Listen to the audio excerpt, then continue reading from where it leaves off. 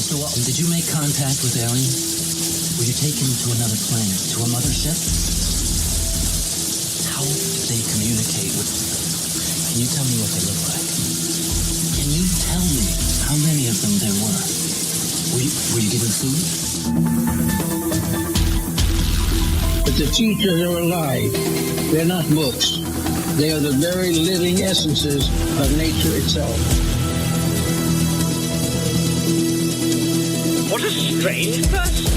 Unbelievably powerful supercomputer that's running our reality, and we don't have a clue as to how to operate it. So when maybe you or somebody else creates an AGI system and you get to ask her one question, what would that question be? What's outside the simulation?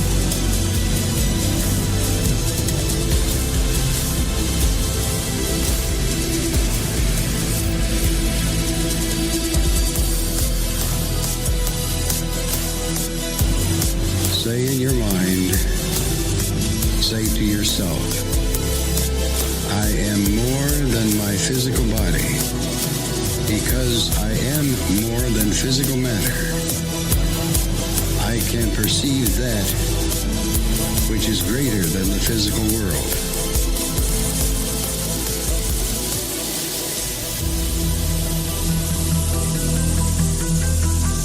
You don't know all the answers to the questions about reality. You do not claim to know the ultimate truth about life. I see that which has been made hidden as a part of a family of explorers of consciousness. I know what not.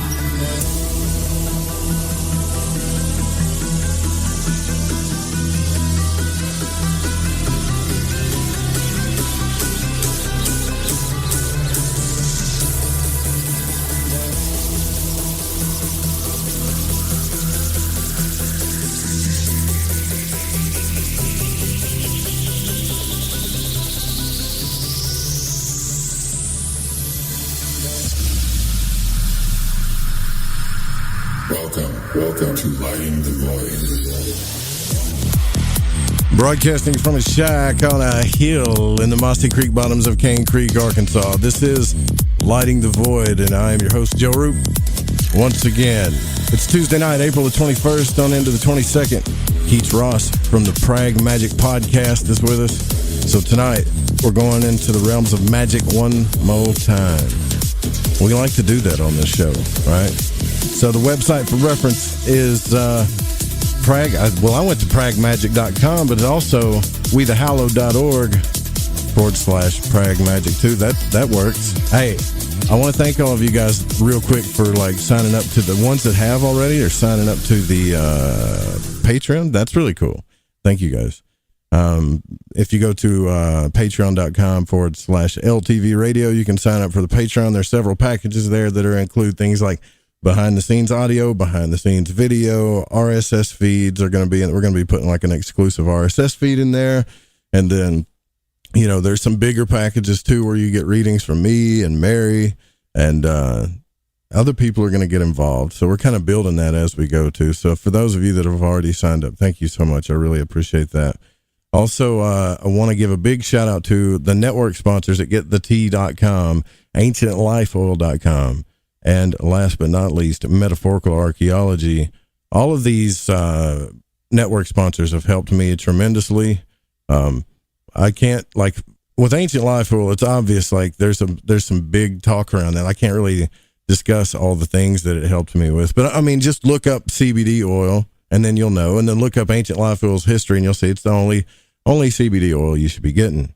Also, GetTheT.com. Come on, especially now with all the stuff going on. Get you some Allison. That'll definitely help you out. And I think what's helped me grow the most spiritually, and I would even say emotionally, and there's no doubting this, is Barbara Charlton's work over at Metaphorical Archaeology. If you give her a call at 214-995-3754, just visit them on Facebook. You will see what I'm talking about, and you can get a session if you've had any paranormal trauma, or post-traumatic stress from a paranormal event, you'll get that free pro bono from the Fringe FM. Isn't that cool? Head over to ufoseekers.com, backed and supported by the Fringe FM and this show, Lighting the Void. The one and only people that you should really be following in ufology. Yeah, I hate to say that, but I really don't hate to say that at the same time, because I trust them. And they've proven to me over and over again why I can. At UFO Seekers on Twitter and youtube.com/UFO Seekers. So, yeah, that's what we're going to be doing. I've tried to do the astral travel journal like 5 times and trying to get the video up. So Amandala from the chat room is in there helping me with that. And then Dan's going to help me with like the Ask Me Anything question and answers, or at least he said he would. And then the tarot and astrological stuff, there's one-on-one stuff in there in the Patreon. Then also some of the packages, you'll get free gifts too. And yeah, it's pretty cool. I like it. I'm just going to see how this is going to go and then integrate it into the website, because this is the era that we're in. I think a lot of us that do creative things are learning that we're in this new era of creativity, and that these are the types of things that are definitely going to be rewarded, especially if we stay in this world where we're quarantined half the year all the time. So yeah, things are changing for sure. All right, so let's bring on our guest. Oh, whoa. One quick announcement. So I want to keep saying this all week so you guys know that this is coming. Because of the changes, I'm going to have to do the show for only 2 hours a night so that I can do the work I need to do during the day. 2 hours a night, and then starting next week, the Secret Teachings with Ryan Gable is going to start at, let's see, what time do we start? 11 Pacific instead of midnight Pacific. All right, so that's 4 hours of live broadcasting here. It'll be me and then Ryan afterwards. All right, and then if things change after that, we'll let you know. A lot of crazy stuff going on, a lot of shifts and transitions, I can tell you that. So let's bring on our guest right now. That's what we should do, right? I mean, you don't want to hear me babble all night about what's going on in the world, I don't think. I just hate to, like, I know there's something. I always do this, and I'm like, man, I should have talked about this or that. And there's always an announcement that I need to make that I forget about doing, and hopefully you can forgive me. But I will say, yeah, 1-800-588-0335 is the call-in number tonight. If you want to go to the chat room, that's thefringe.fm/chat room. That's our Discord chat room. Keats Ross is with us. He's a mystical maven and ramshackle rogue located in Denver, Colorado. Also a writer and journalist for the likes of disinfo.com. And he's the host and broadcaster of the occult and art podcast PRAGMAGICK, an ordained revelator of the PDX open source art religion, We the Hallowed, and a prolific composer, having released dozens of albums under the likes of Dakota Slim and Spare Spells, and will soon add comics and long-form fiction to his bounty of creation. All his works can be found at keatsross.com or wethehallowed.org. Man, it's good to have you, Keith, a fellow magician. Hey, Joe, thank you. Yeah, yes, that's good. Sir. How long have you been podcasting for now? I guess it's been about 2 years. Obviously not as prolific as you, my friend. The 5 shows a week that's a beast, and I'm very how do I put this? Like, very surprised, especially listening to your show, like how wonderful it has all been for you. So it's really cool to be here. So thank you. It's been a lot of ups and downs, that's sure. You know, like for sure. You know, it's like I'm waiting on. I'm doing this hero's journey here, and sometimes I wonder, like, for what? Like, I don't want to be a hero to anybody. I just want to talk to people. You know, that's it. Well, that's exactly the basis of why I started PRAGMAGICK. Was, you know, it's like a grift to learn from folks that I, that are big kind of pundits in my journey, you know. So this, like, PRAGMAGICK was always supposed to be kind of a showcase or a document of my own personal journey, and I get to talk to people that I admire, you know. That's cool. That's exactly right. I remember, you know, the first time I got a guest on the program that I liked was, I think it was like the first big one that it kind of blew my hair back, was John Anthony West. And he's so old school. You know, when that happens, I'm sure you've had that happen, right? You get contacted back by somebody that you never thought that you would get to talk to, and all of a sudden they're talking to you on the phone, talking about coming to speak with you, and that's when I kind of knew I loved doing this, and that it was okay to talk about magic. But I found a lot that discussing magic and the occult also leads into a lot of just real life stuff. It's not all just spooky and glamour and, you know, what it used to be. The occult and magic has really become a real thing now. I mean, if I would say, I mean, would you agree with that? Like it's, oh yeah. I don't know if it's mainstream, but the like general current is very charged right now.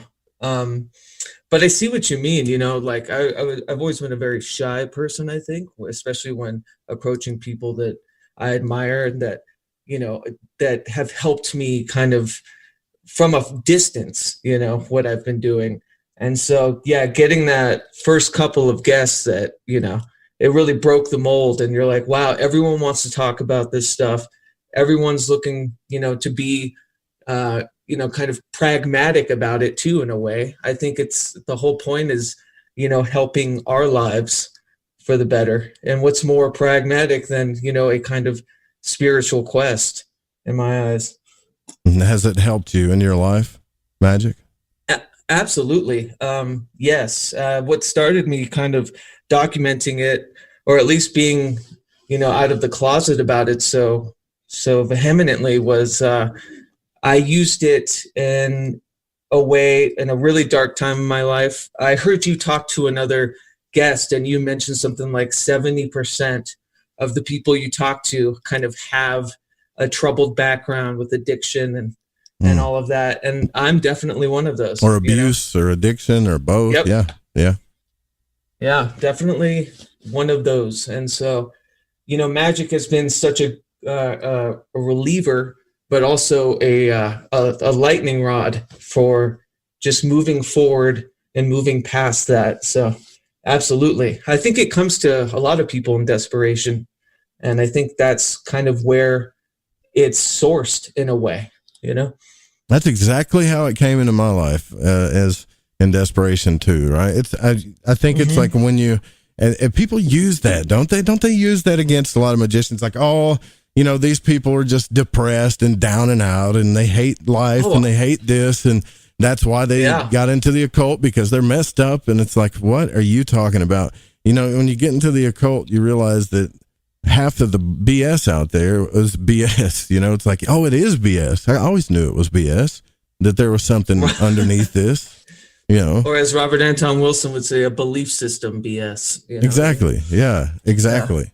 Yeah. And you start realizing how manifestation works, the subconscious. You can't prove it, but you test it. Yeah. You know, like you test it, and then it just keeps happening. What was some of the first magical things that you did, if you're comfortable talking to us about that worked for you in your life, where you realized that it was a real thing? Pushing forward and pushing on. Can you say that again? Because you cut out there for a minute. Oh, I'm sorry. My connection is a little weird. Yeah. So, you know, for me, it's been a way to kind of guise a routine, to guise, you know, a structure. But at the same time, I come from a very anarchic way. Mm-hmm. So I use I call it like a potpourri of recipes, right? So you're using a lot of stuff to kind of level out, but push forward. There's a Dharma bum thing for me too, where I really love burning down what came before and building on top of it. And so it's been a good way to do it instead of, you know, a real life way of doing it. So. What do you mean burning down what came before? What does that mean? Well, I think, you know, I think we as human beings, we grow, but I also think that it's hard to find that magic variable in things. And I think a lot of it comes through the power of emotion. It's not just intent. It's not just, you know, following all of the rules and the guidelines. Like, it comes from that desperate place, even when it's, you know, menial kind of magic. And so figuring out how to kind of conquer those inherent kind of scary emotions when doing something magically, you know, and then figuring out the next one. So it's just a building process. Very well said, man. So, like, do you remember the first magical experiment that you did, though, where you realized that everybody has that moment, I think, and this was like, oh, this is real. Yeah, absolutely. Well, you know, even when I was younger, I probably didn't know what to call it, even though I had been exposed to Robert Anton Wilson, Timothy Leary, and all them personally. Like, I've bounced on their knees sort of thing, because my father was a part of the Marilyn Ferguson compound who wrote the Aquarian Conspiracy. Yeah. And so, but the contradiction, you'll probably hear me say that word a lot, because that's what I've just learned to lean into it, because contradiction is kind of the basis of my being. But if I'd visit my father while he was working with all this stuff, but I primarily lived with my mothers and my mother, not just one, but in the barrios of like the Southwest of New Mexico and Arizona. So it's just strange contradiction. She was, kind of a hardcore Catholic. And then I'd go spend time with my father. So these ideas kind of were always permeating, but it wasn't until I started actually using kind of what I'll call retroactively audiomantic kind of techniques, kind of like sound sorcery techniques when I was a kid. I think everyone does this if they're musically minded as a kid, kind of in the boring areas of their childhood, where they'll, record snippets of the radio and kind of create tape collages. Yeah, and then that grew too. Into like, yeah, exactly. Put the Scotch tape over the little hole so you can keep recording over it. Yeah. Yes, exactly. And then it got to a point where I start to unspool, the tape and cut it up and use Scotch tape to kind of put it all together in a mass. But then I would fall asleep to them, and I would find this like weird subterranean rhythm that I had never experienced before, hitting these kind of, trans-dimensional, if you want to use a kind of loaded word about it. But I think that was when I started to learn that there was things, whether it's inside me or not, that were absolutely like needing to be investigated. Yeah. Well, I think that's cool, man. So what did you do before this though? I mean, like, I find that this stuff kind of leads up to what you're podcasting for. Like you said, you're a shy person. You don't seem that shy to me though. Was it podcasting that got you there? Like, that helped you break that? I don't know. I think maybe we're losing our connection here, brother. Oh, you know what's happening is I think you're hitting mute. Anyways, while we try to get Keats back on here, I do want to say that you guys, if you go to the Patreon thing too, you need to tell me if there's something in there that you would like to be in the Patreon, then let me know and I will put that in there. Okay. If it's any suggestions, you'll get a Discord link to the Voidwalkers Patreon. I think we may be having some technical difficulties for some odd reason here. So it's almost break time anyway. So I'll tell you what, let's take a break and we'll figure out what's going on with Keats and we'll figure this out. We'll be right back, y'all. Hey.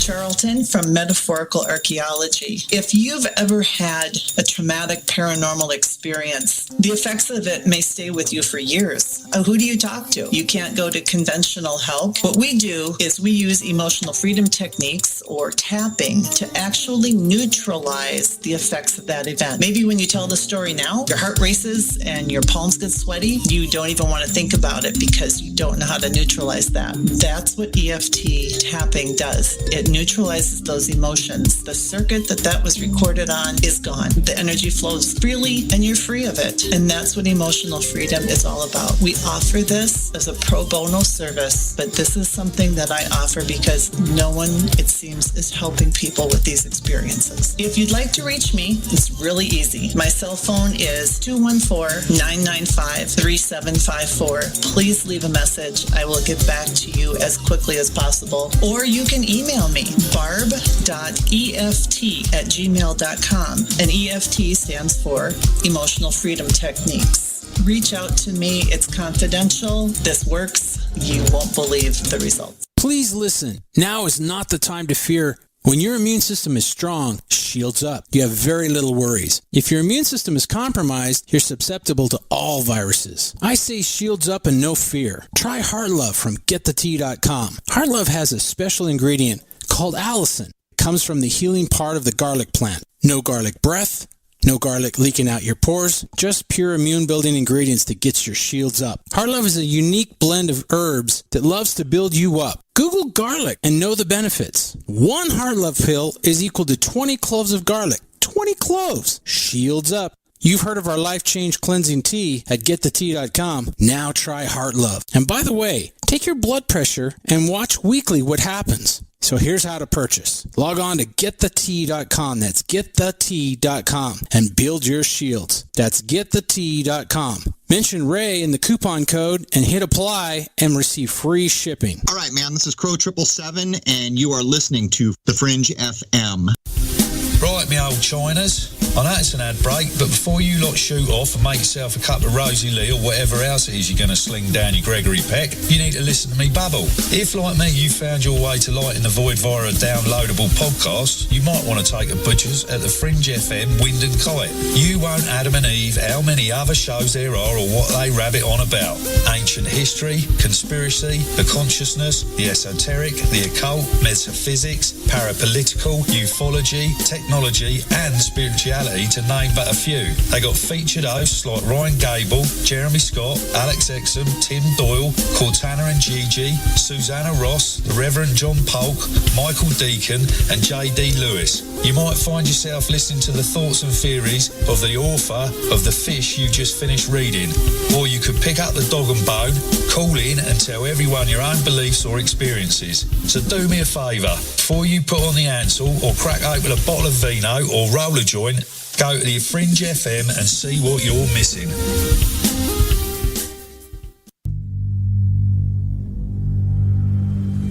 From a cave in the depths of your mind, it's Light in the Void with Joe Root.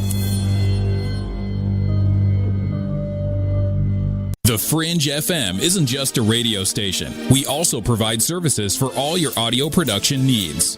If you're interested in live radio or pre-recorded podcasts, we're here to help. We even do audio enhancements and voiceovers if needed.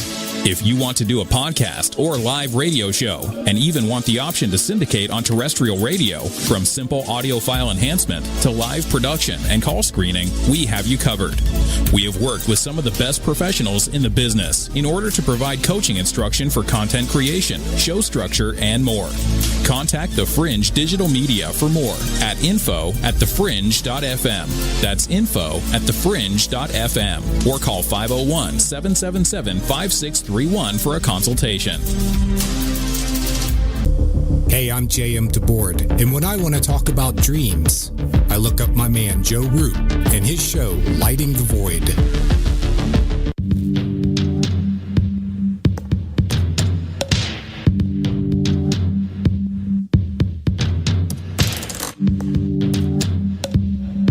You're listening to Lighting the Void.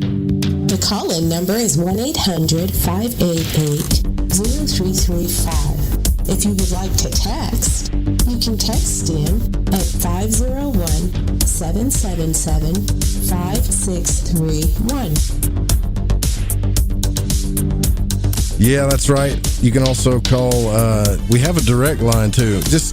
I'll give that to you just in case for some reason the 1-800 number don't work. It's 575-404-4731. Put the 1-800-588-0335 number like in your, speed dial. That would help. So you can call into the show anytime, because tomorrow night Mary Ducina is going to be on here, and the phones are going to be broken. I mean, she breaks the phone most of the time when when we do a show. We don't have enough lines. But tonight, Keats Ross is here with us, and we had to use the phone line because the phone line is reliable. And right now, I guess you're going through some kind of a storm or something, right? Is that what's going on? First proper thunderstorm of, spring. Yep. Yeah, we had a couple too, man. They knocked the power out for a few days and knocked the power out here, and it's just been a nightmare, man. But back to this Magick stuff, right? Where are you located again? I'm in Arkansas, Central Arkansas. That's where we're at. Cool, man. Yeah. So back to this Magick stuff. Do you have a particular system of magic that you like to use, or you just kind of do your own thing? You take what works for you? I do my own thing through and through. Right on. Through and through, do my own thing. And it's been kind of a common thing in, our group of people and practitioners that we really laud people to, use with reverence like a potpourri of recipes and do, multitudes of stuff through it. But yeah, I don't practice just one current. Interesting. And is that sigil magic that you can do a lot? I think a lot of people are doing sigil magic nowadays, right? Well, like chaos magic, or that's kind of turned into a current in and of itself too. Yeah, it is. So yeah, I use parts of it, but the whole Peter Carroll, Phil Hine stuff was kind of what really got me into, like making it with art, basically. You know what I saw on your website that got my attention was videomancy and radiomancy. Now I'm familiar with geomancy, and I'm pretty sure I know what you're talking about. But tell me what are you doing there? Well, so the audiomancy, actually, to be fair, I took the name from a local Portland writer whose name is Ezra Sanzer Bell, and he wrote a book called Astromusic, where he kind of correlated astrology and other currents, to music and notes, and very theoretical. And then his second book, Audiomancy, the name just put, he gave the name to what I had already been doing with experimenting with transdimensional states, and even, sigilism, all this stuff to create music. No, that's cool. So it's not like divination though, right? No, I mean, it's definitely hit those strides. I use this anecdote a lot, that in one of the audiomancy sessions I had, I definitely converse with, with other things. If they're from my imagination or actual correspondences, then, I'm not entirely sure. But, you're not entirely there's sure? this one, I'm not entirely sure, no. Okay. And I think you'll find that a lot when we're talking. I don't know. But I know that it's, it's a supreme practice for me for hitting different strides in that sense. And the anecdote I use a lot is, I was in an audiomancy session, and I was, so I used to have this little tomb of a room, and I would pack it with mattresses and amps, and do tape loops, meditate to them, chant to them, do glossolalia, Mm-hmm. And one time I hit a stride, and I kept singing this droosh, droosh, droosh, and in my head it's spelled D-R-U-J, and then I find out later, after this entity or whatever in my mind or otherwise showed up of a very beastly looking kind of coyote type woman. And I find out through research later that there's, in Zoroastrianism, the Druze were these mountain beasts that fit that description. Wow. So it's like, I don't know if it's just a collective unconscious thing or, otherwise, but I would definitely say there's divination to it. Yeah, I'm familiar with geomancy, like, the regular casting stones for divination type thing with astrological correspondences and stuff. But during your time of doing all this magical stuff, have you ever encountered anything that scared you? That scares me? That's right. Anything that has scared you. Yeah. Oh, yes. Like what? Yeah, I mean, that was the biggest one for sure, because this character would like infiltrate a lot of times these sessions, and they kind of became this weird, like imaginary friend, if you will, that was just a nuisance, a total nuisance. But then they've learned to kind of lean in and listen, or just, kind of celebrate that, write about it, or use it in lyrics as kind of a document for it. And that's helped the fears. But yes, yeah, absolutely. There's been a lot of scary stuff. Yeah, the only scary thing I think that's happened with me, and I'm more of a traditional ceremonial magician type, and I feel like it's like there's not many of us left. People look down on us in the occult world, or they think we're snooty, or I don't know, but I just know that it works, and it's also helped me with astral travel, which having out of body experiences and been able to explore that way. Have you been able to have those types of events happen during your practice? Yeah.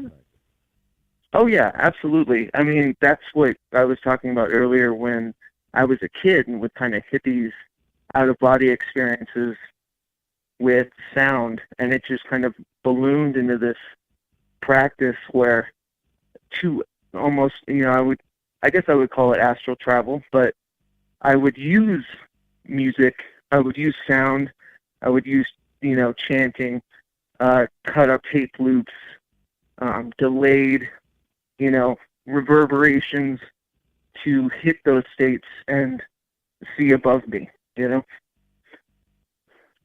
What, have you ever had a local one though, where you were watching yourself sleeping, that kind of thing? Yeah. I mean, that in another way, not with the audiomancy thing so much, but, I've done some experiments with astral travel, and there's this meditation that I use a lot that really helps me do that, and it uses kind of the spheres of the Sephiroth and stuff, and yeah, and it's like that's given me a whole other thing, but that hasn't really incorporated into the audiomancy so much. Something I've been talking about in the astral travel journal on the Patreon thing is that's when things really started taking off as far as astral travel goes for me, is when I really got into the ceremony. I really started, you start kind of understanding what energy is about and how it works. We're usually, I think in the New Age movement or whatever, you hear people talk about energy, and it's kind of a woo-woo thing, right? Energy, vibes and all of that stuff. But I think energetically, I didn't see anything start happening until I introduced ceremony into my life with prayer and meditation. And I started understanding, this is tapping into this unseen realm that Jung talks about, or the collective unconscious, or what Bob and Rowe talks about, some type of weird static field where everybody's connected, so imagine the power of symbols. Unified field. Yeah. Right. Yeah, archetypical or archetypal. There's definitely regurgitations that I think are unspoken that we all share, and I've definitely hit it. I've practiced ceremonial too. It's not, when I say that I'm anarchic, it's not that I'm just, throwing stuff at the wall, seeing what's sticking. Although, now that I say that, it kind of makes sense. But it bums me out that you, as someone that, considers himself working in a long-tested and tried current, is kind of bummed about, what people in the occult world think of that, or like some elitist idea. Yeah, I don't know why that is. Yeah, it's like, I don't know. Yeah. I'm not really, I guess, affected by it. I just wonder why they believe that, why they believe that it's not valid, or we need to move past it, or it's not something that is necessary. And I had a friend of mine looking at like an Israel Regardie book, The Complete Golden Dawn, and she was like, well, I can definitely see why there's a lot of people that don't want to do this, because there's a lot to learn here, man. This is like a lifetime study or more. Absolutely. Some Abramelin stuff right there, Yeah, so when you see all that work, when you see how it works, like how the elements really work, and you get into Agrippa and you get into Eliphas Levi, and you start really kind of understanding the fundamentals of it, and then start putting everything together, it looks like this daunting road that's ahead of you that you're like, man, do I really have to go down that before I can just do some kind of candle spell or something so I can have some more money, or, something like that. And I think it's all about how you look at it. Like, are you wanting to like just manifest stuff in your life, and is that the only reason why you're doing it? Or is there a bigger or higher reason? Like, it's what I say higher. Is there another reason? How about that? Like, do you want to figure out who you really are? Maybe. Absolutely. That's why I'm doing it. Yeah, exactly. That's the thing. It's a lot of the reason why, I'll write about magic and stuff, but I have no interest in writing a book on it or how to do it anytime soon, because I'm a perennial student to all of this, and I love it. It helps me shake, I think, maybe the foundations that build the structure of my mind a lot of the times. And that's what I meant earlier about like burning stuff down, and working with currents, as you have, that are more traditional. That's needed, like absolutely needed. I think of praxis though as like a personality hypersigil, if you will. Like it's an idea of who you are as a person and where you've come from. And some people are, relish and keep that current alive of age-old stuff. Other people kind of, mix and match and kind of find their own, but it's all necessary. I think you're totally right. Spot on. Very well said, man. And I want to be able to talk to people about this, but I also don't want to like tell everybody, there's no danger here. It's totally safe. I've never wanted to put that message across, because anytime you start messing with your psyche, it gets a little dangerous. But I got to tell you, man, the more I get into this, the more I'm circling back to that old notion of God. And I wonder what your thoughts are on that. And I don't mean like God in a Christian sense, but like God in a source sense, that there is actually something out there that if you just trust in it, no matter what's making sense in your life or not, that it's taking you down the right road.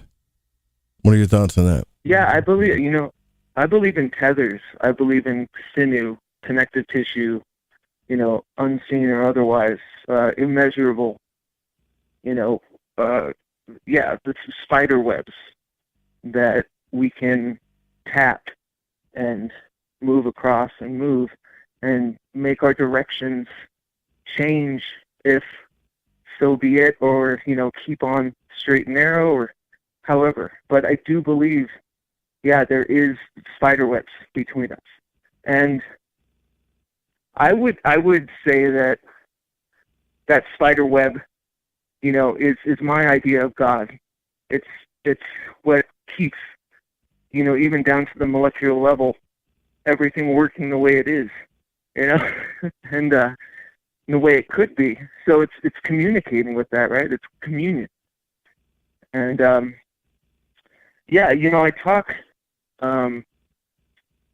So I mentioned when I write about audiomancy, I call it dimming the zoom, which I don't know if you're familiar with the Kabbalah at all, and I'm very, very base at it, but the Ein Sof is like the everything, the absolute, And the only way we could comprehend that absolute is by a contraction, right? And so, and that contraction is called the Zimzoom. So dimming that contraction makes us closer to that, you know? No, wait, say that again now?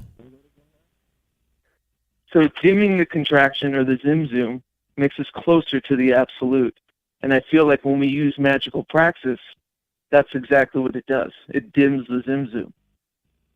Okay. So for somebody that has no idea what your Zoom is or praxis is, can you explain that like in a layman's term, or try to? Oh, no, I have every idea of what my praxis is. I just don't follow a single current. Yeah, you know, I'm just saying, like, I understand what you're saying, but what I'm saying is, let's pretend for a second I don't know anything about magic. I don't know what praxis means. Mm-hmm. I don't know what the Ein Sof is or anything like that. Can you explain what you're talking about to me if I was that kind of a person? Yeah, I guess it's anything that is, you know, compassionate outside of the self in a way, but also curious. And it's like spelunking, cave diving into things that are so outside of your structure or your beingness. And, you know, whether it's like a runner's high or hell, a drug high or something, you're trying to mute that with that's a bad example. The runner's high would, you know, feel more akin to that, whereas the drug high would actually be kind of maybe silencing that a bit. But, yeah, I think it's, you know, and for the layman or for anyone listening that, yeah, I can get a little wordy, so I apologize. But it just means like what keeps you closer to a practice of self outside of self. You know, and to me sometimes that's like just deep compassion, right? Yeah, try to see things from other people's point of view. I think too. That's kind of that kind of helps, and I think here's what's happened to with me on this is like. Usually I think what we try to do is we try to do things in our life that make us feel safe and secure and comforted and all that stuff. But as soon as we dip our toes into spirituality, we find that that's, you know, like that's not always going to be the case. Like we're going to be asked to do things that, and this is, a lot of people are going through this because people are messaging me about it and talking to me about it, and it's everywhere right now. And there's a lot of inner self reevaluation going on. And I think what you talk about with the spider webs, right? Like we have all these narratives and these stories that we're telling ourselves, like this is the way, this is what's supposed to happen. This is the road we're supposed to go down. And then life comes along and it's like, yeah, right. You know, right. This is what you thought it was supposed to happen, but this is what I'm going to do. And then I think we get mad at it, right? A little bit. That's kind of what happens. Oh yeah. We get angry. Because we're like, well, or I'm a child of God. I'm a mini creator. You know, why is this stuff not happening the way I want it to, in the fashion that I want it to happen? And it's more like, well, you're a mini creator, a part of a bigger collective, and you're here for soul growth. And this is what you wanted. So now what are you going to do? Exactly. I mean, this is the journey to kind of take the power on yourself and, you know, maybe see avenues outside of what's, you know, written or regular, you know, to maybe change that avenue, you know, and it's going to be bumpy and it's going to be, you know, full of moats and alligators and stuff, you know, but that's kind of the point, because I think comfort and safety, as alluring as they are actually kind of, you know, the things that keep us from doing the things that we really want to do. Yeah, exactly. And who's the one person that you think inspires you the most, like right now? If you say, hey, there's this one guy out there, not Robert Anton Wilson, but let's just say a modern person that's doing, you think, big things as far as magically goes, who would you say that is? That's a really good question. I feel like I'd be isolating somebody if I talk about any of the guests. No, man, you know, just you can name one. It doesn't matter. If the other ones get their feelings hurt, the hell with them. Paul Abrahams, okay. Carl Abrahamson, I really respect, but I respect more of like, I mean, I'm not too familiar with his personal practice, right? But his sheer motivation, him and his wife, Dr. Vanessa Sinclair, they are like jet setting, like constantly creating, constantly making art and everything that has a metaphysical mind to it. And I just love that. It sounds like kind of a dream ideal of, you know, someone that's still practicing and experimenting, but able to, you know, kind of sustain at the same time. Right. I'm a Mitch Horowitz fan myself. I think. Oh, good. I was going to say him too. Yeah, I think he's doing big things. He was on the Cosmic Keys podcast before, and all the people that are listening right now, man, I'm just challenge you, if you're even thinking about this stuff, like do some experiments. Frater Xavier talks about that. Yeah. He's like, you know, you don't have to do an experiment on something that really matters. In fact, the less it matters to you and the less you want it, the more you'll be able to manifest it easier. For some weird reason, the things that we want the most, we tend to block out of until we just learn how it works, you know. But, you know, just like, well, it's funny. He did that orange ball experiment. Mitch. Yeah, go ahead. Yeah. I was just going to say, I've had him twice, like one of the few guests I have repeats on, just because, you know, he's done a lot to help me navigate certain things, as small as, you know, to take this seriously, go by your name. I was going under a bunch of pseudonyms and a bunch of, like, you know, kind of, I don't know, spiritual monikers or something, because I was so just eerie about people finding out what my true interests are. And really? He's the one that told me, you know, give power to yourself, just be loud and proud. And so I'll always owe him for that. Damn, man, that's a good thing. I need to read up more on that. I think everybody should be that way. Like, I put myself out there, and it's scary. I know it's scary, but it's also, I find it pretty isolating too. It's like, you'll start putting yourself out there, and you'll start attracting the people that want to, I guess, like they feel that way or want to be that way, or I don't know if they line up with it, and then they can't do it. I don't know. And it's like when it comes to ones, right? Yeah, it's like when it comes to radio talent, like trying to find shows to come. I mean, man, there's so many people out there that have so much talent that they just, it's amazing to watch and amazing to see the creations of people.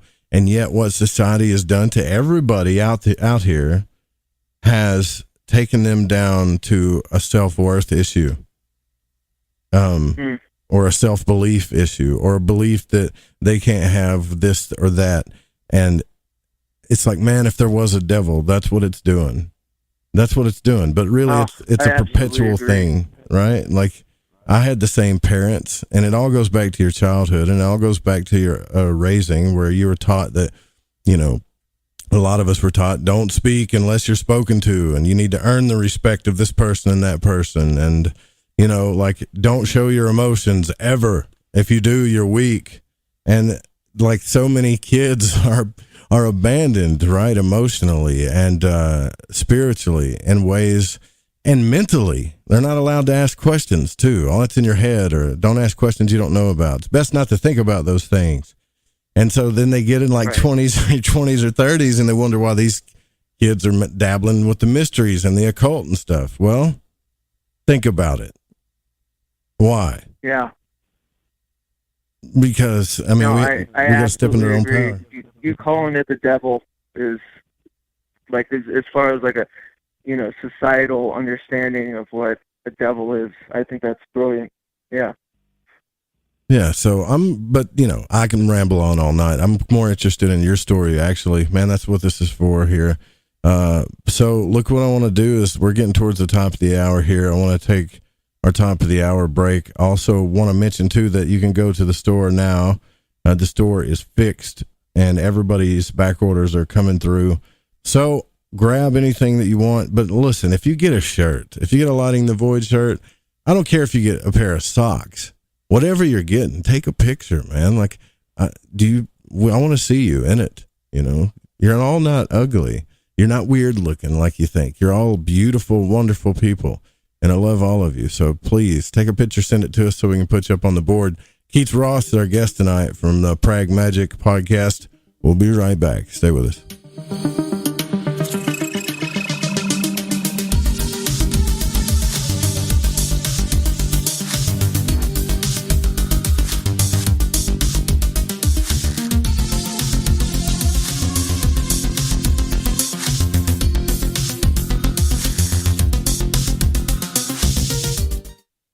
This is Rev Dan Lopez from Spiritual Warrior Today Radio, and you're listening to KTLK, The Fringe FM.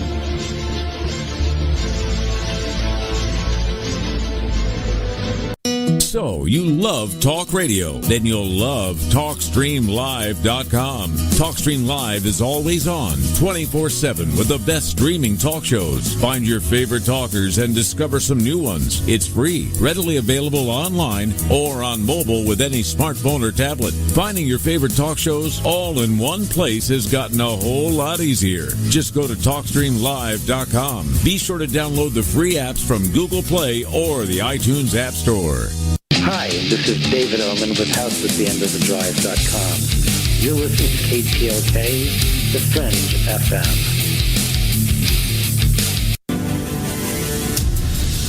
Do you want to know the truth? Are UFOs real? Are aliens visiting Earth? Are governments around the world hiding the biggest secret in history?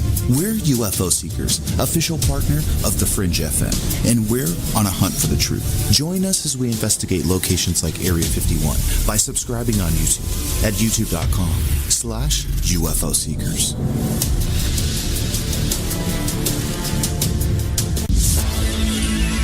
Hi, this is Kronox from Belgium, and you're listening to Lighting the Void with Joe Roop.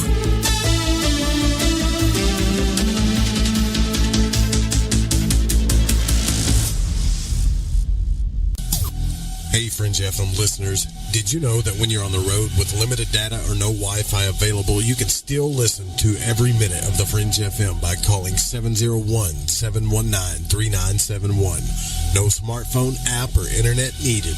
Saves your data plan and no extra cost if you have unlimited minutes.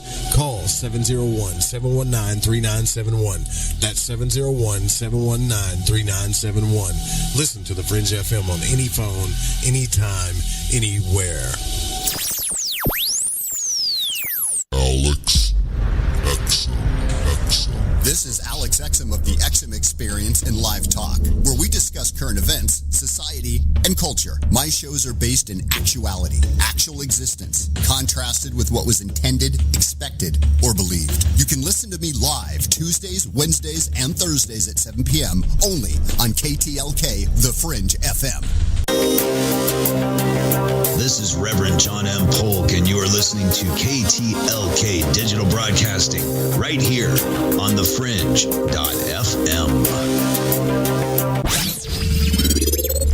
Abnormal News, I'm Brad Bernards. A newly discovered asteroid passed by Earth on Wednesday, April 15th, and for a brief time it was closer to us than the moon. According to the Weather Network, asteroid 2020 GH2 was first spotted on Saturday, April 11th, and has been tracked and logged by more than a half dozen different sky surveys in the days since.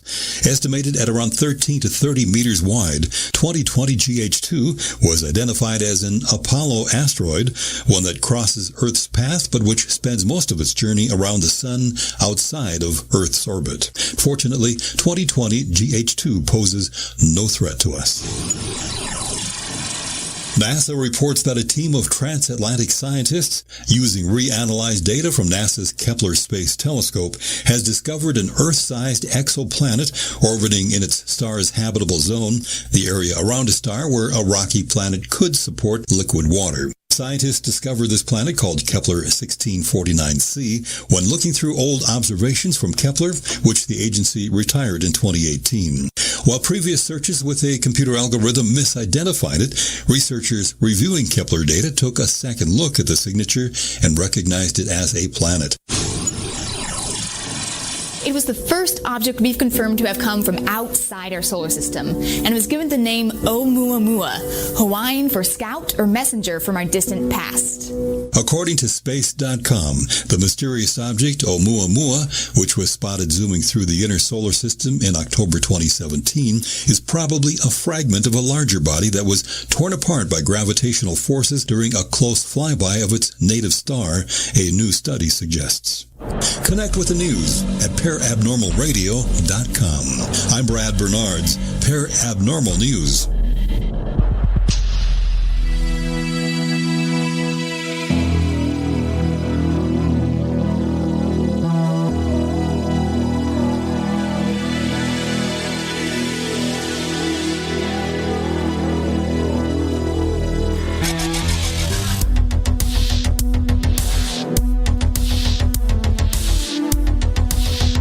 All right, welcome back to Lighting the Void. The call-in number is 1-800-588-0335. I want to make sure that all of you know how to get to the Fringe FM chat room. You go to the fringe.fm/chat room, and that will get you into our Discord. You can download Discord. You can do it from your browser. You can use it on your phone. Anything you want, you can do with Discord. It's easy to use. It's fun, and there's no shadow banning like Facebook and Twitter does. Although we do have, what I think is cool about it is we do have a set group of people that, you know, if you don't follow the rules, which is pretty much like be nice, you know, be kind and respectful. There's certain people in there that we trust that have permissions to give you the boot. So that's it.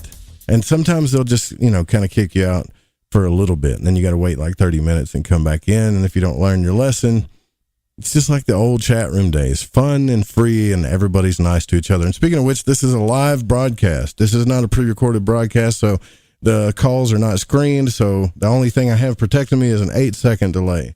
So that's kind of cool too. Anything can go wrong or it can go really well here, and that's the way I like it. Keats Ross, our guest tonight. We've been talking about Magick and his podcast, PRAGMAGICK. And earlier you were speaking about, I think you were speaking about this ritual or transition where everything kind of set you in motion or something. I want to hear this story though, man. I mean, I love talking about what we believe and all this stuff, but take me through this, man. What happened? Sure. So this was the summer of 2017 in Oregon, and it was under the total eclipse, under that Leo moon. And I was in a bad place. I was in a bad relationship, just kind of a loveless relationship. I was aimless. You know what we were talking about earlier about kind of desperation. Sorry about that, and everything man. hit. Oh, it's all good. You know, it is all good. But everything hit this fever pitch where I just didn't know what I wanted. I didn't know who I was. And my magical practice had kind of hit this other altitude of like, you know what, I'm just going to go with a loaded gun and I'm going to shoot my way out of here, you know. And it came up after this kind of intention was set to take this camping trip in the middle of the Oregon kind of wilderness to watch the total eclipse. And I got to go alone with a couple of friends, but we all kind of kept to ourselves, or I kept to myself. And so it was a 3-day trip, and my entire plan was I crafted this kind of elaborate, ritual using like everything from, sigil magic, some cunning folk magic, some that's astrological, obviously, because of the eclipse.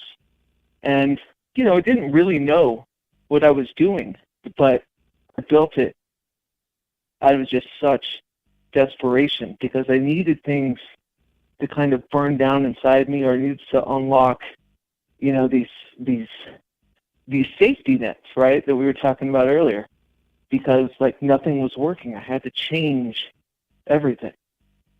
And so I fasted for 2 days alone in the wilderness, and just writing in a notebook alone what I would do, and I when it came to the eclipse, I did my thing where I went out and I found kind of a hot spot, or, a power spot, something that just kind of sang to me with the view and all of the trees. and everything was just so like gorgeously perfect under this, to view this eclipse alone. And there I did this very elaborate ritual, and I often joke that it was like if anyone came in to the woods and saw me, they'd probably shoot me, because it was just, was it wild, just, huh? You know, waving daggers around, you know, naked and like just shrieking at the moon, this like elaborate kind of prayer that I wrote for myself. And it was one of the most, you could hear when the eclipse was happening, everything went dead silent. Bugs stopped chirping. It was like the circadian rhythm of the universe stopped. And I'll never forget it. It was the most like obscenely kind of beautiful rendition, or like just pause of nature that I've ever been a part of. So I did it, you know. I make my way back to camp. I'm tired. I'm just drawn. I just feel this classic just upheaval of the self, you know, tired, just so tired. And, you know, sleep the night, go back home. The moment I get home, I walk up to the girl I was dating at the time and said, you know, we shouldn't do this anymore. I'm all done. And that set in motion, I also decided that I would be vocal about my spiritual practice, and thus PRAGMAGICK came out a month later during our We the Hallowed salons we used to host at like a residency at a bar in Portland, where I'd interview people. We'd have music and live art, and just this flurry of fantastical stuff was happening in that respect. But, you know, everything was broken at home. Everything was rough and tumble. And in that weird contradiction, which, you know, I mentioned earlier, that's kind of where I lie. That's kind of where I had the idea for PRAGMAGICK, because it's not inherently a contradiction. I really feel that pragmatism includes, you know, a spiritual path. So it sounds like, you know, you're just making a very results-based, old-school chaos magic thing, but it's not, in a way. And there was a surrender that came out of it. Well, by Halloween, I got a call to go to this old job, you know, the Halloween party that I had stopped working for them for, I don't know, months. And I was like, I got nothing to do. Definitely don't want to be home, right? So maybe I'll go. And I told my friend, who used to work there too, and I told him what I was doing. And he said, you know, why are you doing this? Like, don't go there. It's going to be awkward. And I said, jokingly, well, maybe this woman is, you know, is single. Or like maybe this woman is looking for something, who's an old coworker of mine. Yeah. Totally always had a crush on her, you know. Of course, that night starts a domino effect of, we convened at this party. She showed up 10 minutes before I was leaving, talked, made a, you know, date to go to the cemetery, you know, on Halloween. This was in like 2 days, you know. And like that has been the journey I have been on. So you're with this person now? I'm with this person. Yeah. Oh, that's we good. Moved to Denver together. You know, but you know, out of all that turmoil, and there was turmoil, the whole transition was just brutal, you know. But it was like that. It's the runner high, right? Yeah. It's being exasperated, like tired, thirsty, hard, but just pushing to that next limit. And I made a record out of our communion, and it's kind of based on that. And that's the first time I was vocal about what I was doing with audiomancy. So through all of this, you know, girl got the record that's, you know, putting out my artistic practice, got the podcast that's being very open about my magical practice, you know, and all of that is still continuing to this day. And it was like 3 years ago. Wow, man, that's fantastic that you met somebody like that that was willing to walk through that fire with you. It looks like we got NIISH on the line here, 503 area code. I think this is NIISH, right? Oh, it's her. Yeah. NIISH, you there? Yes. Can you hear me? Yeah, I can hear you. What do you think about all this? Huh? What do you think about all this stuff that's going on right now? Oh, in general? Well, let me first say, here are two of my favorite men on the air, at least, and I know you both in person, in one place. This is awesome. I appreciate that. And hello to the void walkers out there. I think that, and I can tell you that Keats wouldn't be as together as he is. Like his other half, Mary is her name, really is, I hate to say this, but I don't hate to say it. I think it needs to be said. She backs him up. Like they're a dynamic duo, right, Keats? Absolutely. Yeah. I mean, it's just been she's so amazing. My life. Yeah. She's right there doing so much work behind the scenes. It's just amazing. I feel like I'm always kind of praising that because it's important. What do I think about what's going on? I think it's crazy. And in a wild way, I predicted all this in my song, Tithing of Melchizedek, before it all happened, any of it. I saw it with my, and put a piece together on it. So none of it surprises me, Joe, and I see further where it's going. That's good. But on the good side of that, I think, and this is kind of why I called in during this, was to present some of the good stuff that's happening with all, and I do think some of the reset is really good. I just feel bad for people that are suffering from anything, from financial loss to emotional isolation, turmoil, in any of it, Joe, all the general suffrage that could be going on around this, my heart goes out to, I feel it, and I think any of us that are empathic feel that wave. But here's what I called in to say. On a good side, Keats kind of wrangled up, pardon me, I was swallowing there. Keats and Seraph the Mage wrangled up an exhibition, an art exhibition online, of which I participated this last weekend.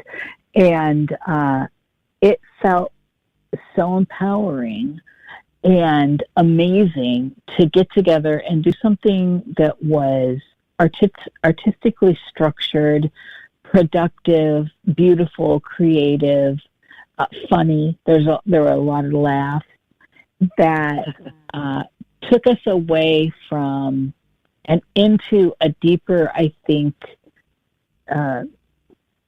deeper into this experience we're all going through collectively in a way that's kind of old school. It's kind of like Band-Aid, or it's almost like Hollywood Squares. I mean, it was, I don't know. So I wanted to present that as something positive, and hopefully it's a trend in the collective that we can squeeze through and allow all this craziness to push forth some really amazing stuff that happens. Look at the Black Death, and we have people like Goya painting amazing paintings, and the art that comes out during these times.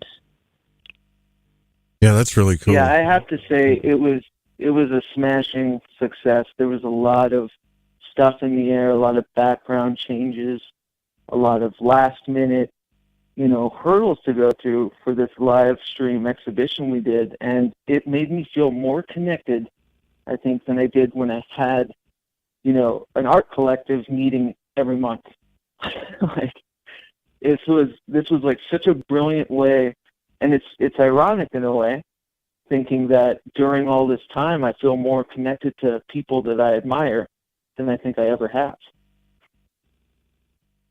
Yeah, that's cool. I mean, I see that happening too with a lot of people.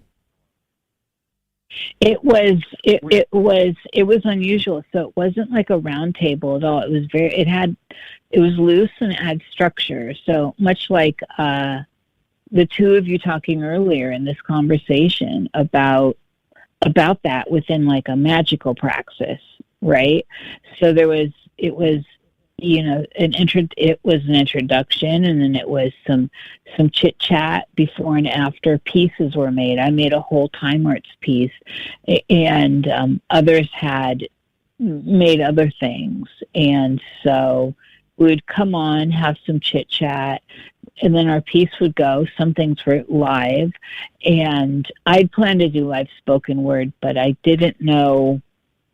I was prepared either way, so I created a whole time arts piece just in case, and then talk afterward, and then move on, and then everyone came together at the end, of which I had to skip out. But sorry, Keith. Oh no! I mean, you dodged the bullet on that one. I think I just got real goofy at the end, but it was so heartwarming, and that's. We, the Hallowed, started as kind of this in-person art collective, metaphysically minded art collective in Portland, Oregon. And the funny thing is, after I left Portland, Oregon, the doors opened, and it became international in a way. And, we have another audio sigil that we're working on that people are submitting new works to that all kind of tethered together. And, it's these projects that kind of keep us on our toes. We had a 2-week turnaround for the Saturday Sideshow, which is the live stream NIISH was talking about. Like, the idea came out, I think less than 2 weeks before people submitted brand new works of art, video, audio, the whole 9 yards. And it just gave us such a relief and pleasure kind of share in how disparate everybody's works were. And I think to me, that's the most important thing, is that, with art, you see a practice, you see a personality, you see a person, and when we all come together, there is a sinew, right? There are spider webs there for it. And so that was really fascinating. What did you, Keith, so I got to experience, knowing you and some of the behind the scenes stuff, how nervous you were. And I know, and this again, when I wanted to bring Mary in because I know she really took, was there, like the backbone of a lot of what, yes. Yes. And so before and after, like moving up through the process of doing something like this, because it's kind of a big deal. It's a lot to take on, and especially first time doing this kind of thing live on air, essentially on YouTube, and having to toggle so many people, and everyone has different needs, along with you also being a presenter and all that. So what was the process you went through from like beginning to end? And I know game time came and you got very frustrated with little technical difficulties. Oh, yeah.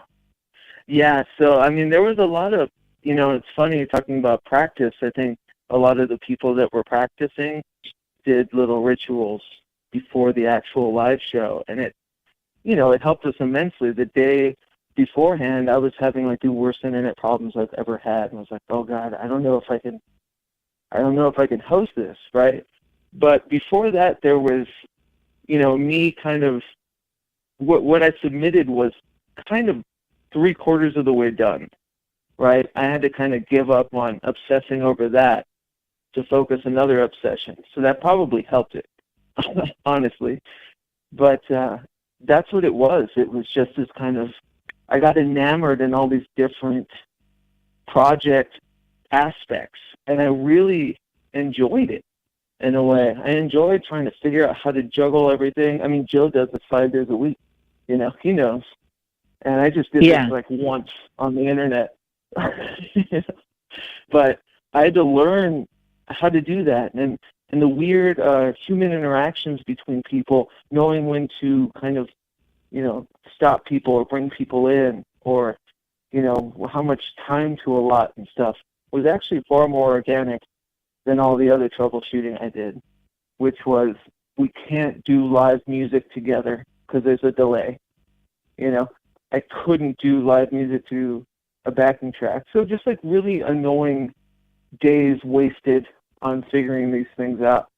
But I'm in love with like this community that we've, you know, come together and created, from podcasts to radio shows, albums, you know, musicians, pros, you know.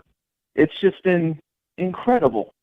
And there is a tether, there is a sinew between everything, and I'm finding it more and more. And that's just like pure compassion and pure curiosity. It's absolutely a testament to how people from way different perspectives in life and in the experience of convictions as well. I mean, we have some pretty hardcore Christians. Like Brandon Young is a pretty hardcore Christian, and yet there he was, you know, doing his shtick. And then, you know, then we had looser people, and just a whole milieu of people coming together to do something that was interesting and fun, and we got along. And the whole time I was thinking, this was what, when we had talked in person here for a gathering in Portland, which shall not be named, when we had talked, one of the reasons why you and Mary were leaving was because you never really found the community you were looking for here. And I was thinking the whole time, look at this. This is what Keats was speaking out.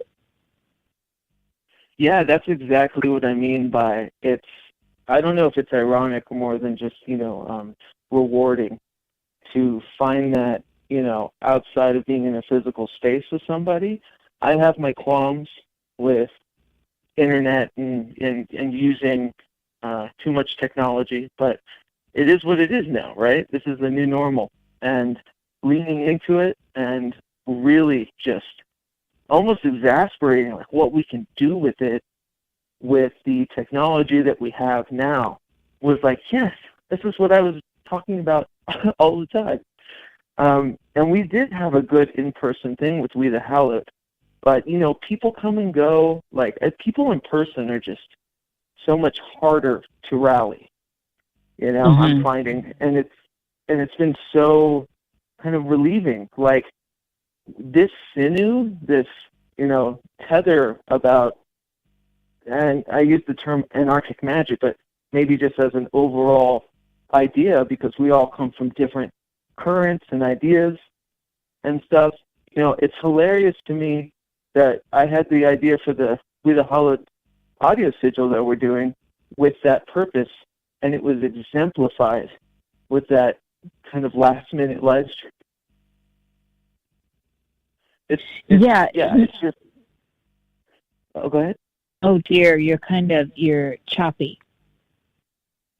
Well, you're probably choppy on. You're fine. I think you're choppy on her end. Of course, so I'm always having the issues. Well, it's all right. It happens. I mean, it's live internet. You know, everything sounds so beautiful when it's pre-recorded. You know, you can make it sound perfect, but you know, I think it's cool that everybody's on these journeys and finding fulfillment in this kind of way. I don't know. I just think it's cool that even happens. Right. So I logged on to your Discord, Joe, too, today, and there's an amazing community and rumblings underneath that too. It's incredible. People, I think people are hungry to ask questions. Yeah. Yeah. Yeah, they're definitely amazing group of people in there. I have no idea. Like sometimes I wonder, it's really like I feel people's time is valuable, and when somebody spends that much time with you, especially like night after night, it's really hard to express how grateful you are to them. But all you can do is just keep doing what you're doing, I guess. I don't know. It's hard to explain. Like, I don't have anything to complain about. I love it. For sure. I love it as a forum, though, I mean, in the literal sense, but also in like a, larger sense that, people are coming together and asking questions, and maybe like the anonymity of, not being so present, allows them kind of a more comfortable way to ask questions they wouldn't otherwise ask. Yeah. Yeah, you got to put yourself out there a little bit and be a little vulnerable. And that's what I try to do on the show. I guess what I try to do is just be myself and I'm trying to learn to lead with my heart more and just tell people that, that it's okay to be who you are. And not only that, it's okay that you have these questions and that you should ask these questions. And you shouldn't let anybody like get in the way of that. And I don't know what's going on in a lot of people's lives right now, but I can tell you what's going on in mine is understanding the idea of self-worth, like that's a big mirror in my face right now, and it's like, there's a lot of things that can come into your life and show you that you're worth something. But if you don't have that inside you, you're not, your environment's going to reflect that exact thing. And that's something that I learned, like it wasn't in a Magick book. It was just listening to my intuition, and also this book by Joe Dispenza talking about how to change it's like, I forget the name of the title.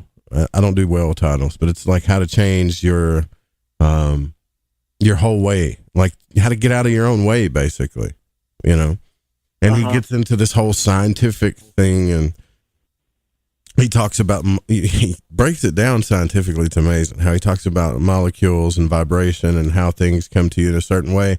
And if you just wonder what is really going on with you, consciously and subconsciously, all you have to do is take a look around in your environment. Now, what happens if you don't like that situation? Now, what does that say? Right? I mean, and I'm talking about the details too, not just where I live and I got a nice house or I got a crappy house. I'm talking about the details. That stuff really does reflect this. I mean, this was the caveat I forgot to mention after the ritual was, there was surrender in me after a long period of obsessive control. There was a surrender to letting, other people's intentions or whatever find their way, and I move around those things. And, I didn't think I was ready for a relationship, or I didn't think I was ready to going on with music and all of this, but I just let it sing to me, and I just sang with it. That's beautiful, man. And I think I think turmoil is a good thing. I think tenderness is a good thing. My father taught me, and this is recently, this is like in the past couple of years, I learned this from my father. Compassion is a superpower. It's not a weakness. That's not what I was taught, but I was grown to learn it. Yeah, exactly. I wasn't taught that either. But there it is. Well, man, I'm happy for you. Just recently. I'm happy for you, man. That's really good. You only podcasted 2 years. You found the love of your life, and you went through some chaos to get it too, didn't you? Well, let's listen. There's chaos all over the place. There's nothing's perfect. Obviously, there's some big self-work. But, your comment about self-worth is a big thing, especially when navigating what is otherwise rudimentary or like somatic about the world, right? Careers and, you know what I mean? Like just the stuff that keeps us humming and gives us the ability to ponder this or even work on it. Like, it's still rough. It always has been for me. It always will be. I'm too scatterbrained. I'm too, like, frenetic when it comes to projects and ideas and stuff. You know, I was on medication finally at like 27 that I got off of, you know, a few years ago now, and found that, you know, I didn't need those kind of crutches, but like that entire transition was in and of itself just turmoil, you know? So there's always, it's like always reacting. You know, the measure of a man, not to be gender specific, but the measure of a person is how they react, right? It's not what, you know, anything else, really. And this entire world, like, look what we're living in now. You know, we're all just trying to figure out a way for this new normal, and I welcome it. I have a question, Keats. Yes, ma'am. So on the what you did that brought about all this change, what in specific, and I may have missed this, and you may have said it earlier, what in specific did you do? Was there some sort of formula?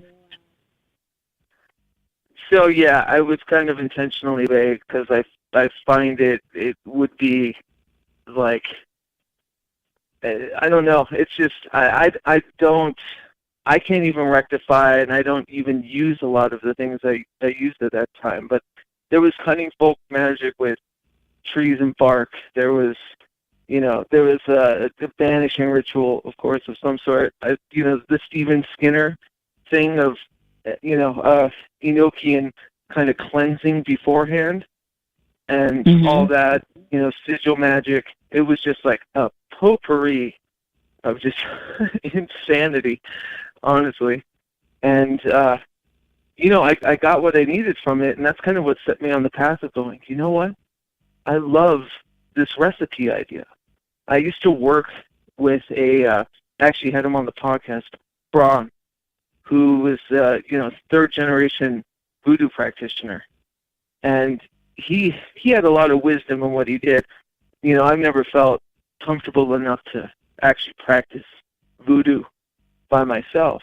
But one of the things, he kept instilling was like, it's not the variables so much as that it's just a recipe, so improvise. And that's like exactly what I did. How down and out were you feeling when you did that? I hadn't been that low, and since I had my terrible, addiction years. But it was a different hum. It was a different, dark hum, one that I was not familiar with, one that didn't really consider my physical being as much as the kind of interpersonal dynamics and the interpersonal things that I was going through. The band that of really close friends, it was just family that kind of disbanded. But it was bad. It was really bad. And I had so much self-doubt, reconfiguration of, or, retrospectively of what I was, am I the imposter here? Am I, the reason why none of this stuff lasts? But it was a weird hum, I'll say. It wasn't like the dire, life is on the line hum, but it was a different dark of it, of just, what am I here for? What am I supposed to do? I can't make anything work. There's something deep and troubling inside of me. What is this? But yeah, and I don't want to go too specific because there are people affected that might even be listening that I still care for. Yeah, I get that. I guess I'm trying to put together some sort of practical, recipe for others that may find themselves in these positions that, you know what I'm saying? That if you're in this position Joe said it earlier. Yeah. Joe said it earlier. He said, just do it. Experiment. That's where I was coming from. I had rarely used, things in that manner, especially, I mentioned to Joe earlier, it was like a loaded gun. So I just went shooting in the woods, but I don't have a rhyme or reason yet. And this is the thing, the one variable I'm finding, even if I calculate a recipe or I calculate practice, the one variable I'm finding that is consistent is desperation or some sort of big emotional need to do it. Because I could do the same thing twice, but it just depends on the mental state or the emotional state I was in, honestly. Okay. And magically, was there anything new that you added? So you were working with kind of voodoo or more hoodoo stuff, I think, right? At that time? Well, no, not for that ritual. Actually, the voodoo practitioner came into my life once I opened up about what I was doing. So a lot of the not mentorship, but a lot of the peer-on-peer kind of work, came after that ritual.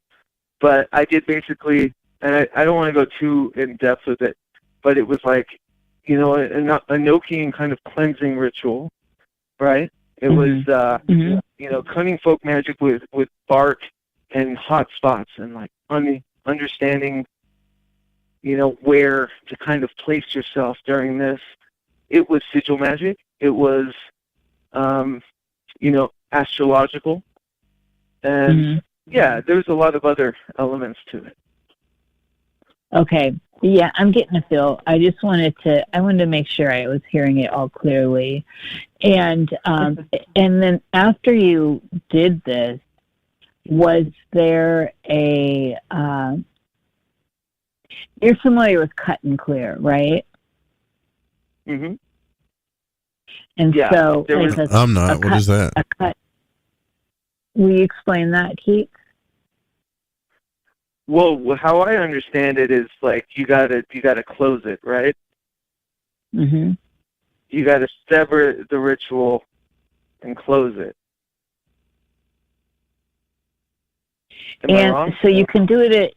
No, that applies there too. It's kind of open-ended on some things, but cut and clear can also be where you cut out all the old and you uncross yourself, and then you clear the path. Is another way to look at it too. And so you can cut and clear before a ritual, and you certainly can after. But it's like cleaning the house, really. But it works on all the energetic fields. So it works with you emotionally, and you're doing it physically, so you're enacting it in the world. And a lot of times, your arms are crossed and you uncross them, and I uncross the situation from me. I unbind myself from these thoughts that are tearing me down, whatever the focus is. So and then one of the big things... Oh, go ahead. Oh, carry on. No, carry on. One of the big things I did was I invoked a name that I was doing, and then, it was like a year later where I kind of banished the name. But it was saying, the prayers and intentions for this kind of new character to move forward, to work outside of, and then finding the strength to invoke it, or to evoke it,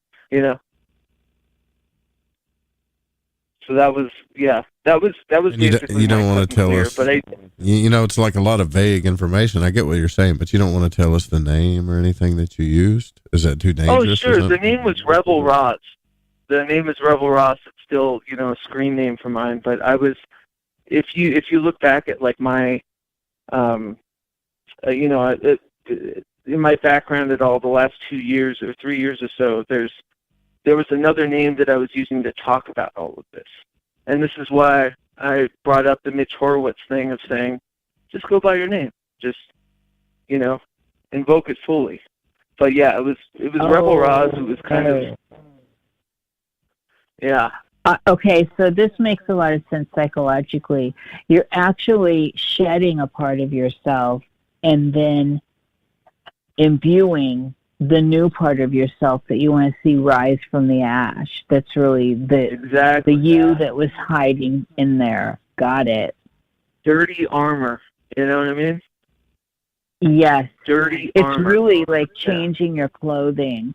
And so I can totally see that. It's destroying the old you and birthing forth. It's Phoenix from the fire. Yeah, I think a lot of people kind of want to know how to do that, because I can tell you right now, there's a lot of things I'm just tired of having to do, tired of experiencing, honestly. So, tired is an understatement, honestly. It's like just. Well, in this, I've written about it on the blog. I kind of talk a little bit about the ritual. I'm also really sensitive about, what I did and how aggressive it can be for somebody that's doing something. I'm not coming from a place of mastery or anything. I know. I don't think anybody's going to give you that title though. But if you talk about your experience, no, I don't mean that in an offensive way. I'm just saying, if you talk about your experience, there's a lot to learn from that, Yes. Yeah, and I have. I've written about it on the blog on We the Hallowed, Audiomancy kind of. I go by every song, and the first one I talk about, the ritual and a lot of what I did. But the name thing meant a lot because I closed it. And this was 6 or 7 months ago when I retired the name completely and was going to stop posting as it or stop being it, stop announcing myself with it. And to me, that meant the end of that, and so I had to kind of do another, now I'm working with kind of different things. I work with Santísima Muerte. I work with, some very light hoodoo things, but it's just it's a different current now that I'm working in. So I had to close it to kind of reopen the avenue again, That makes sense. But the name meant everything. I do think, looking back, it was, I brought in a character in a way. It was me, but it was a way for me to be safeguarded and feel safe about talking about this because I wanted to relish in it with other people. And then there came a time when I didn't need it anymore. So. Pretty cool. Yeah, I don't want to get too much into the specifics about it, but I can share in the chat and everything kind of my writings about it. It would be a lot easier to kind of facilitate because, like I said, I was a little naked baby with a loaded gun under the total eclipse of August 2017. Do we always have to embrace the chaos though? I mean, can't we grow without? I mean, having to have something crazy happen or get what we want without having to damage something that's important to us or we think that's important to us. I mean, I haven't done it since. You know what I mean? Yeah. I have no interest in creating that over again. No need whatsoever. But, I think that when you do things in that realm or that idea, like you're shaving off needs, right? That was an explosion. That was, a total, quote unquote ego death. It was a total just reformation of what I thought about myself, what I thought I should do, what my intentions are. And yeah, there's no need to do something that big for me anytime soon. But there are like minute things that I think help. If you could kind of granulate it into like a smaller ritual or a smaller ceremony, which I have to a degree. I mean, the name thing was it wasn't an explosion, it was just a surrender of that name, and so, yeah, I agree with you. Like, we can embrace the chaos, we can, just move stride. It's just whatever works for you and what you need. There's no need for me to do anything that, huge in that way right now. I have another question. So to get to the point where you were at that time, of course, keeping all the, names and places and faces, all that private, but to get to that kind of dark place where you met the fire, right? Yeah. How long did it take? Was there a long process getting down that low? Yeah, no, absolutely. This was, at least, I mean, long, I guess, is relative, but it was at least, I had, kind of relapsed on drugs. I had found this aimlessness, a good year before I did any of this. And it took me a source of, desperation and just like trying everything I could, whatever was in my arsenal, whatever I've learned to, aid, because I was completely aimless, But I guess the aimless never miss, right? No, that's powerful. Yeah, it seems like it does take quite a bit of, you think you're at the bottom and then you realize that you're not. There can be a lower and a lower beyond that sometimes. And the deconstruction, what? I was absolutely lower than that in my life. Like, absolutely lower. I was just a high-functioning, non-functioning human being at this. But I was, before I was a high-functioning, unfunctioning, it's the same thing, but person, that had nobody, that had nothing around me. I was in a dark, desolate place in Arizona, in an abandoned apartment, just surviving, learning how to walk again. Like, it's been far worse, but for some reason, what helped aid that was just kind of getting back into intention writing and get back into understanding, like this power of compassion, which I'd learned later was really what it was. But it wasn't, this big ritual wasn't for something as bad as that, I guess, in a sense, in like a physical sense. But you know what I mean? Like, there's an emotional barometer and there's a physical barometer. And, they just kind of operated on different things when I sought out Magick. The first one was 2011 when I had nothing left and I cracked open, Phil Hine Condensed Chaos or something, because I was just desperate and detoxing or something like that, And with this one, it was just a dark, just a lull of purposelessness, of aimlessness, of not knowing. It's like you had to fix the somatic, you had to fix the physical self. That worked for the time. Moving forward, oh no, there's recidivism, There are things that are, barking at my heels again. Like nothing was truly fixed, almost more band-aided, but band-aided well enough to let me focus on the deeper, darker consequences. So yeah, I don't know. It sounds like some heavy stuff, man. Did aliens come around? Yeah. Were there like the Grim Reaper? Did he pop out of the shadows? I mean, it feels like you went into like a war with yourself. Absolutely, yeah, I did. I mean, I don't want to talk in like dramatic overtures about many people suffer this sort of thing all the time. But to me, there was a fight for my life, and then there was a fight for my purpose.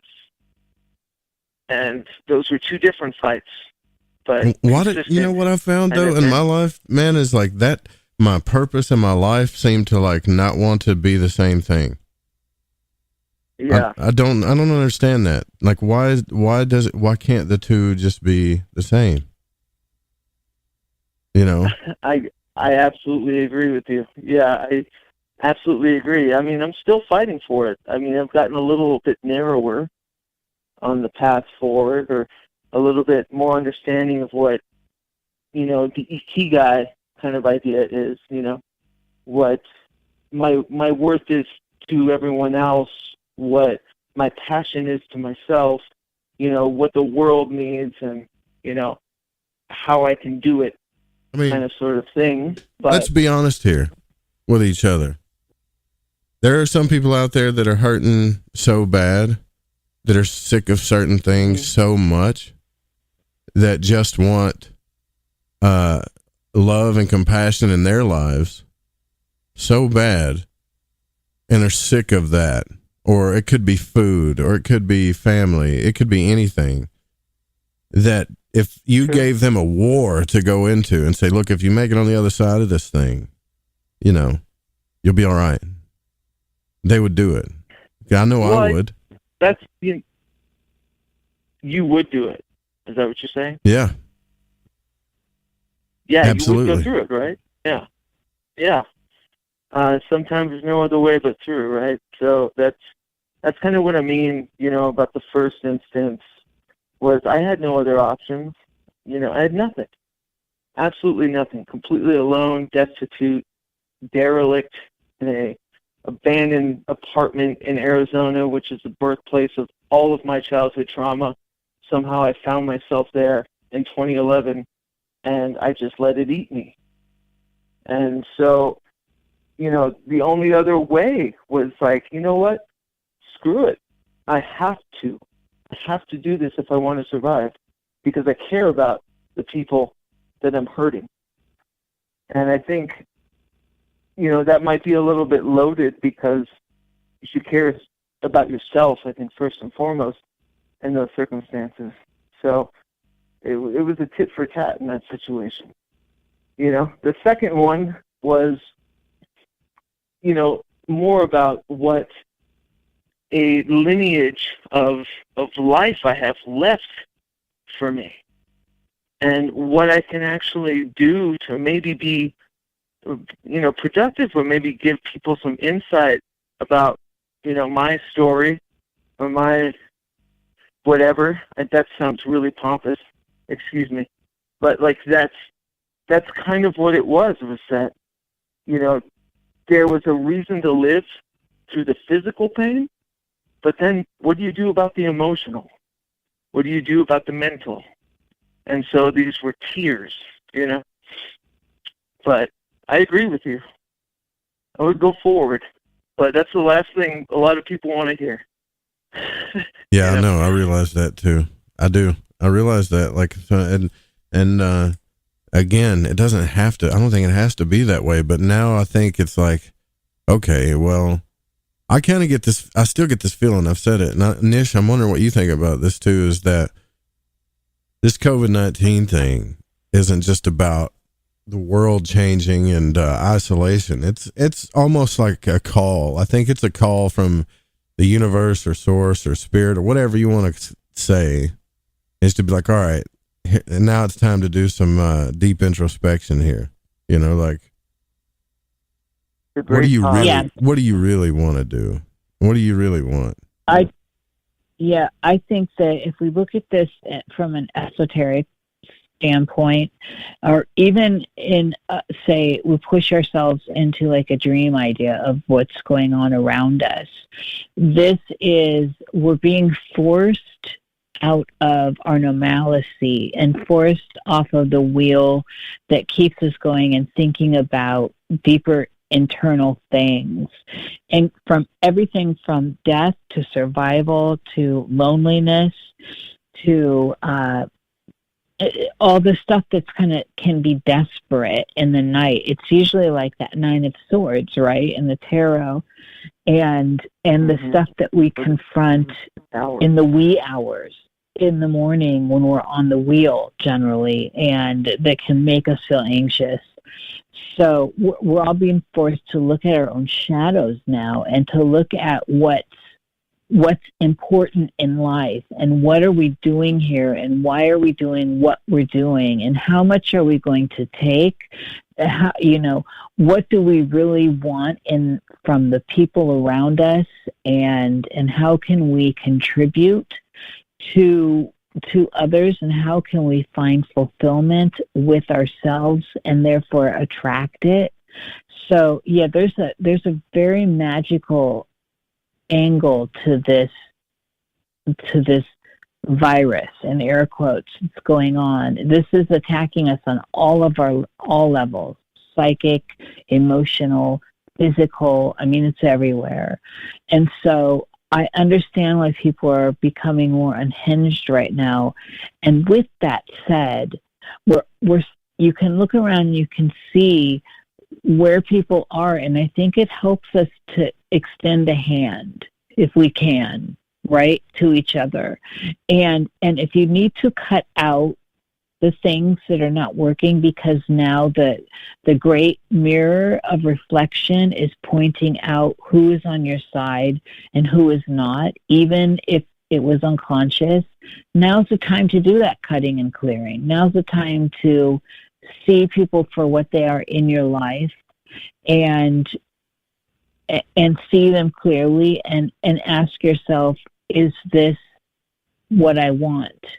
And if this is not what I want, then what do I do about it? And how do I move through these emotional tides? Yeah, very well said. The fascinating thing too about that is that it's getting less and less about what we have wanted.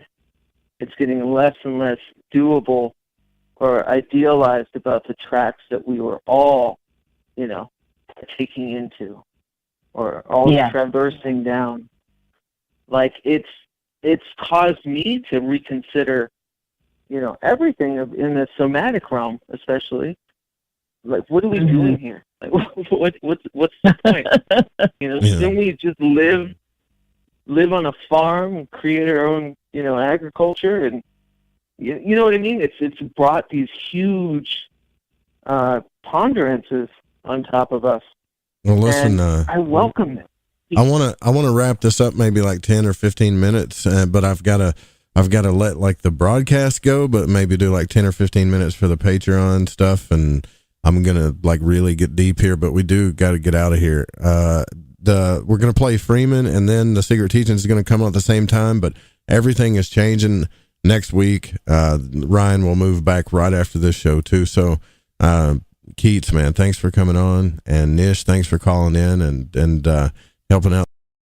NIISH is there to rescue, so that's good. Thank you guys both so much. Got too deep. Yeah.